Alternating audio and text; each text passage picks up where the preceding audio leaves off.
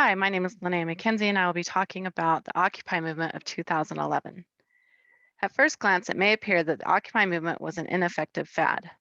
However, upon closer look, we can see that the movement has significantly changed the political and social landscape. In this presentation, I'll be discussing what was happening in the United States and abroad that motivated the Occupy movement, as well as the strategies of agitation the movement used to propel its agenda, and the legacy of Occupy. Occupy protesters felt that large corporations were to blame for increased social inequality and that true democracy was lacking worldwide. Between 2007 and 2009, the United States experienced the worst financial crisis since the Great Depression. People were angry about the extreme drop in their home values, the loss of their retirement accounts, and the rise in unemployment. To make matters worse, in the US, President Barack Obama didn't arrest the bankers responsible, and governments around the world were bailing out financial institutions rather than helping their citizens. These situations set the stage for the Occupy movement. The movement was highly successful at promotion. A tweet was sent out, #Occupy Wall Street, that thousands saw online. Hundreds of activists in New York City answered the call and organized the gathering on September 17, 2011 in Lower Manhattan. Adbusters staff made posters showing a ballerina atop a raging bull with people charging forward in the background.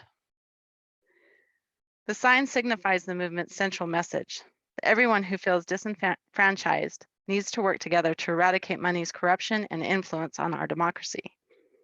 The image struck a chord with the public. The Occupy hashtag and message of the movement was sent over social media with the help of the hacker group Anonymous, and websites like Occupy Together helped activists organize and recruit members to their cause. Occupy's use of social media and the internet was so successful that there were Occupy protests in less than a month in over 900 cities across 82 countries and over 600 communities in the US. The Occupy movement was very effective at solidification and polarization. The slogan, "We are the 99%, was written on posters and chanted at protests, pointing to the reality that the top 1% holds the most wealth. The slogan solidifies the agitators and bonded the working class, the upper and middle class together against the wealthy elite.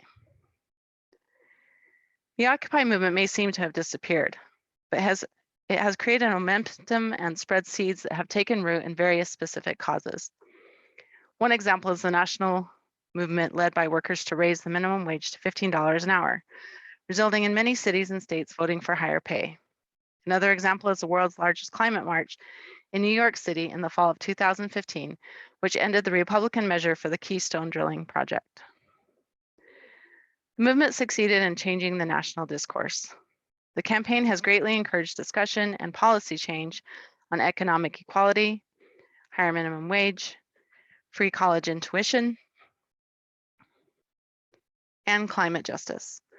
There isn't a politician today that doesn't have to grapple with ideas and concepts brought to light by the Occupy movement.